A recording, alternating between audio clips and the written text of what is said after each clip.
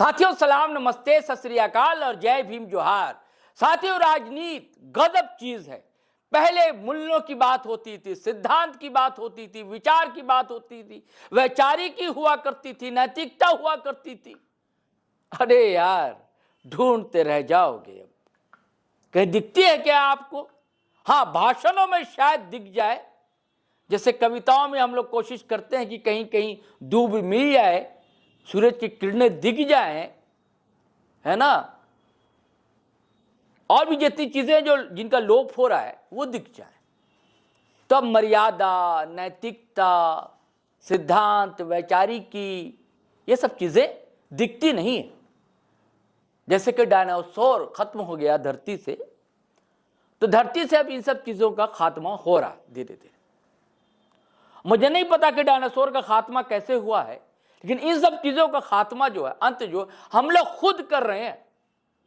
हमारे अंदर की संवेदनाएं मर चुकी हैं दोस्तों। भावनाओं का बाजार ने अपहरण कर लिया है। जबकि राजनीति ऐसी मशाल हुआ करती थी, बल्कि कहा जाता था कि साहित्य ऐसी मशाल है जो राजनीति के आगे आगे चलती है। पहले के राजनीतिक जो होते थे, साहित्यिक किताबें पढ़ा करते थे, अध्ययन क्या करते थे। कहा जाता कि पंडित नेहरू का जो टॉयलेट बाथरूम, वहां भी किताबें हुआ करती थी। ये हमने पढ़ा है। और भी सारे लोग, पुराने लोगों से आप मिलिए, नाना दादा, उनसे बातचीत करेंगे आप, तो आपको बातें समझ में आएगी। लेकिन अब सुनता कौन है? बुजुर्गों की, पुरखों की चलते कौन है?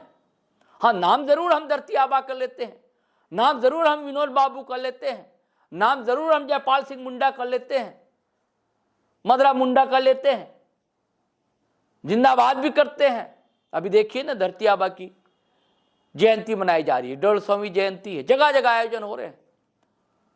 यह भी आरोप है कि सरकारी पैसे का दुरुपयोग हो रहा, फिजूल खर्ची हो रही, यह भी आरोप। लेकिन एक उत्साह है, वो भी जरूरी है। हौसला मिलता है, उससे हिम्मत मिलती है, साहस मिलता है। लेकिन साहस तो तब मिलेगा जब आप उनके जीवनी को पढ़ें। उन्होंने कहा क्या? जैसे धरती आबा ने बहुत कुछ बातें कही थी, भाईचारा उनका फोकस था, अन्याय शोषण के खिलाफ आवाज उठाते थे। लेकिन अब तो ऐसा हो गया ना कि अगर मैं जिस समाज से आता हूं, अगर हमारे समाज का कोई दबंग है, वो जुल्म हमारे ही समाज पे क्यों ना करे, लेकिन अगर दूसरे समाज पर भी वो कर रहा है तो हम तालियां बजाते हैं, पीटते हैं और उसको नायक बनाते हैं, हीरो बनाते हैं। अब विधायक मंत्री भी बना देते हैं। तो अब ऐसे लोगों को जब बनाएंगे आप विधायक मंत्री, तो भैया दूसरे जो नई पीढ़ी के लोग, उनको लगता है भैया जब ये विधायक मंत्री बन सकता है तो हम में क्या कमी है? हम तो खुद अमृत उगलते हैं कंठ से, है कि नहीं? बड़ी बड़ी बातें बोलते हैं, फरिया लेते हैं और देख लेने की बातें कहते हैं, सब पर भारी का नारा लगाते हैं। तो भैया हम क्यों नहीं विधायक मंत्री बने? तो झारखंड में कुछ ऐसा ही चल रहा है दोस्तों। देखिए, मामला वही है कि कुर्मी समुदाय कहता है कि हमारी बरसों पुरानी मांग है, उनके अपने तर्क हैं, वो फिर मांग कर रहा है इस केंद्रीय सरकार से कि भैया हमें भी एसटी सूची में शामिल किया जाए। अब दूसरी जानिब जो आदिवासी समुदाय है, उसे लगता है कि उसका जो हक अधिकार है उसमें सेंधमारी करना चाहता है कुर्मी समुदाय। आप सभी लोग जानते हैं, ये कथा कहानी आम है कि दो समुदाय है, साथ मिलजुल कर रहता रहा है और संघर्ष किया है झारखंड के लिए, अलग झारखंड बनाने में बड़ी भूमिका रही है, योगदान है, बलिदान है, कुर्बानियां हैं। लेकिन आज वो दोनों समुदाय आमने सामने हैं। पिछला वीडियो दोस्तों आपने देखा ही कि निशा भगत को कैसे मजबूरन कसमार से पैदल लौटना पड़ा, पैदल नहीं गाड़ी से, एक तो मुहावरा है, पैदल लौटना पड़ा, यह मुहावरा है। और दो नेत्रियों की चर्चा मैंने की थी, निशा भगत और ज्योत्सना किरकिट्टा। अब फिर ज्योत्सना किरकिट्टा चर्चा में दोस्तों, उनको धमकी मिली है, फिर लोगों ने डराया है, धमकाया है, चिताया है। इससे पहले इनका रामगढ़ का वीडियो बहुत वायरल हुआ था, उसके बाद कुर्मी समुदाय के एक यूट्यूबर ने बड़ा शब्द बातें कही थी। हम लोगों ने भी वीडियो बनाए थे, जीटी रोड पर आपत्ति दर्ज कराई थी, कई लोगों ने कहा केस दर्ज हुआ था उसकी गिरफ्तारी हुई थी। लेकिन ज्योत्सना केरकेट्टा के खिलाफ भी कई जगह मामले दर्ज हुए। अब क्या हुआ उसका पता नहीं। मामले कई जगह, कई थानों में दर्ज हुए। और ज्योत्सना केरकेट्टा जो है आजसू पार्टी से आती है दोस्तों, नेत्री कही जाती है ज्योत्सना केरकेट्टा, और कुर्मी समुदाय के खिलाफ बोलती हैं। गजब है ना। लेकिन सबसे ज्यादा उनके टारगेट पर जयराम महतो होते हैं, जो डुमरी से एमएलए हैं ज्यादातर।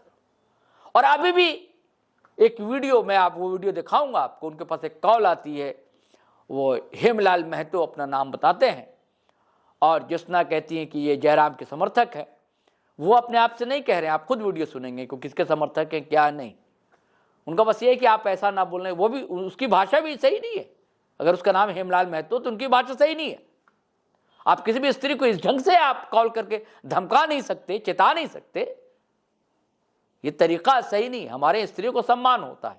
हाँ, ये भी ठीक है कि स्त्रियों को भी, उनको भी अपना ढंग ठीक ठाक से अपनी बातें रखनी चाहिए। तो उन्होंने भी अब तक बातें ठीक ठाक ढंग से नहीं रखी है। मैं चाहता हूं दोस्तों कि आप जो है पहले ये वीडियो देख लीजिए, फिर हम बात करते हैं। सबों को जोहार।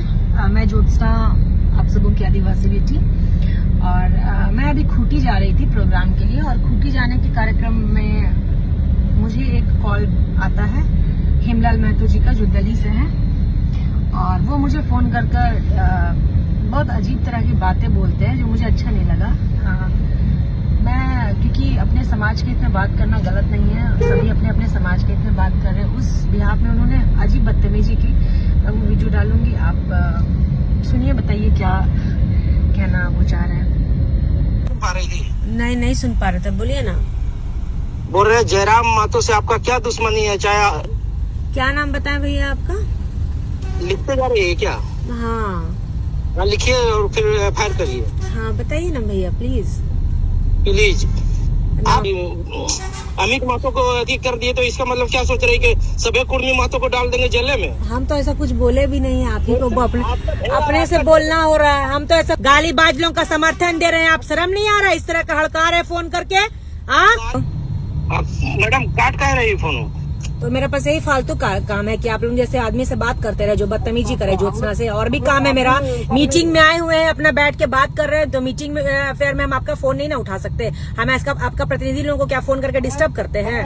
जब आप जान गए कि हम जयराम का वकील है, हम समझ गए, तो हम आपसे क्यों बात करेंगे, क्यों बहस करेंगे हम आपसे? हम मीटिंग में बैठे हुए अपने लोग को समझाने में फोकस करें कि आपसे बात करने में फोकस करें। बताइए, फोन करके बदतमीजी कर रहे हैं आप कि ऐसा क्यों कर रहे हैं, क्यों कर रहे हैं? में लड़ना चाहिए था ना तुमको। अरे बदतमीज आदमी, पहले बात करने का तमीज सीखो। तुम काम कर रहे हो, अपने माँ बहन को तुम काम करो। चलो रखो फोन, बदतमीज आदमी। मैं तो हेमलाल में तो बात करने का तमीज सीखो। हाँ, तू क्या चीज है जो हम सब जानता है लोग। अच्छा, और क्या चमकना चाह रही है? हाँ। महतो का नाम लेकर? अरे जाइए, हम लोग को चमकने के लिए आप लोग जैसे गुलगुलिया लोग का नाम लेने का जरूरत नहीं है। चलिए रखिए। हाँ, दिखा रहे 500-700 वोट लाके दिखा। तो अभी क्या बोल रही थी? सुनिए ना चचा, जयराम महतो का नाम लेके हम लोग को नेतागिरी चमकाने का जरूरत नहीं है। जयराम महतो को जरूरत पड़ा हेमंत सोरेन का नाम लेके नेतागिरी चमकाने का। चलिए रखिए, डिस्टर्ब मत कीजिए, मेरा बहुत कार्यक्रम है। आप लोग के जैसा गुलगुलिया और फालतू आदमी से बात करेंगे तो बहुत टाइम बर्बाद होगा। चलिए निकलिए, चलिए हटिए। जय आदिवासी, जय झारखंड, जय मां सरना। तो साथियों, आपने ये वीडियो सुना। दरअसल वो यात्रा में थी, जा रही थी कहीं, और उसी दौरान उनके पास कॉल आती है और कॉल रिकॉर्ड की जाती है, और वो उन्होंने खुद अपने फेसबुक अकाउंट से शेयर किया है। दरअसल खूंटी गई थी, वहाँ भी आयोजन था। ये बात तो सच है कि हर जगह इन दोनों को बुलाया जा रहा है, चाहे निशा भगत हो चाहे ज्योत्सना। ये आज सितारे हैं, सितारों की हैसियत है आदिवासी समाज। अब आप देख रहे हैं कि जो भैया बोलेगा, चिल्लाएगा, गरजेगा, जनता भी तालियां बजाती है उसके लिए। शुरुआती पंक्ति हमारी थी ना कि अब ढूंढते रह जाएंगे आप, वैचारिकी ढूंढिए, नैतिकता ढूंढिए, मूल्य ढूंढिए, ये सब चीज़ें अब किताबों में को पलटकर देखना नहीं चाहते हम आप समझना नहीं चाहते। नई पीढ़ी व्हाट्सएप यूनिवर्सिटी से सनद लेकर अपने आप को तोपचंद समझती। चलिए साथियों, फिर हम नए वीडियो के साथ हाजिर रहेंगे। आपसे गुजारिश है कि अगर आपने हमारा चैनल सब्सक्राइब नहीं किया तो कर लीजिए। अब वीडियो हमेशा की तरह धड़ाधड़ फटाफट खटाखट शेयर कीजिए, लाइक कीजिए, कमेंट कीजिए। आज्ञा दीजिए, इजाज़त दीजिए। जय हिंद, जय भारत।